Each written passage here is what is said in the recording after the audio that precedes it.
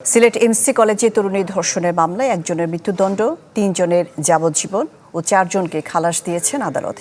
এ বিষয়ে আরও জানাতে যুক্ত হচ্ছেন আজহারউদ্দিন শিমুল। সিলেট এমসি কলেজে তরুণী ধর্ষণের মামলায় আদেশ দেওয়া হয়েছে আদালত থেকে, এবং এ নিয়ে বাদী এবং বিবাদী পক্ষের আইনজীবীরা ব্রিফিং করেছেন কিনা, তারা কি বলছেন?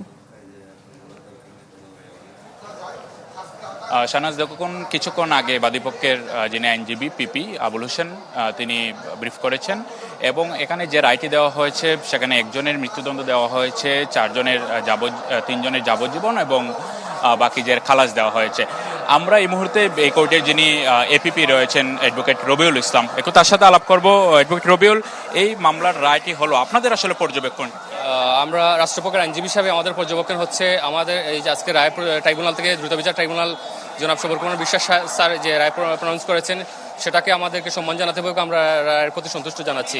এক্ষেত্রে আমি আপনাকে বলতে চাই যে এই মামলার মোট আসামি ছিল এজাহারে 6 জন, পরবর্তী চার্জশিটে 8 জন আসামি, টোটাল আসামি করা হয়। বাংলা কিউআর যেখানে নগদ পেমেন্ট সেখানে। সারা দেশে 10 লাখেরও বেশি মার্চেন্টে নগদে পেমেন্ট করুন খুব সহজে। 8 জনের মধ্যে আজকে মামলার রায়ে 1 জনের মৃত্যুদণ্ড, আসামি সাইফুর রহমানকে মৃত্যুদণ্ড দেওয়া হয়েছে, এবং বাকি 3 জন আসামি রনি, তারেক এবং অর্জুন লস্করকে যাবজ্জীবন কারাদণ্ড দেওয়া হয়েছে, এবং আরও 14 বছর করে অন্য সেকশনে 14 বছর করে কারাদণ্ড দেওয়া হয়েছে, এবং 1 লক্ষ টাকা করে ফাইন দেওয়া হয়েছে, এবং অবশিষ্ট যে 4 জন আসামি ওদেরকে খালাস দেওয়া হয়েছে আজকে এই মামলা থেকে। খালাস যারা পেয়েছেন তাদের বিষয়ে আদালত কি বলেছে?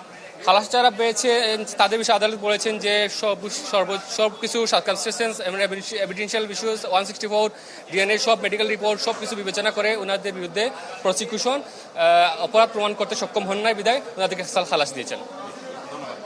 শাহনাজ, আসলে যেমনটি শুনছিলেন যে আদালত কিছুক্ষণ আগে কিন্তু রায় ঘোষণা করেছেন, এবং জানিয়ে রাখি 2020 সালের 25শে সেপ্টেম্বর কিন্তু এই ধর্ষণকাণ্ড ঘটে সিলেটের মুরারিচাঁদ কলেজ এমসি কলেজে। তারপর কিন্তু বিষয়টি সারা দেশব্যাপী আলোড়ন তৈরি হয়, এবং গত বুধবারে কিন্তু এই মামলার যে যুক্তিতর্ক আসামি পক্ষ এবং রাষ্ট্রপক্ষের আইনজীবীদের মধ্যে যুক্তিতর্ক শেষ হয়েছে, এবং আজকে মূলত এই রায়টি ঘোষণা করা হয়েছে। আমরা এখনো আসলে বিবাদী পক্ষে যারা রয়েছেন তাদের সাথে কথা বলতে পারিনি, হয়তো কিছুক্ষণ পর তাদের সাথে কথা বলে পরবর্তী বুলেটিনে আরও জানাতে পারবো। শাহনাজ। জি, আজহারউদ্দিন শিমুল, আপনাকে ধন্যবাদ। সিলেটের এমসি কলেজে তরুণী ধর্ষণের মামলায় রায় দিয়েছেন আদালত, এই নিয়ে জানাচ্ছিলেন আজহারউদ্দিন শিমুল।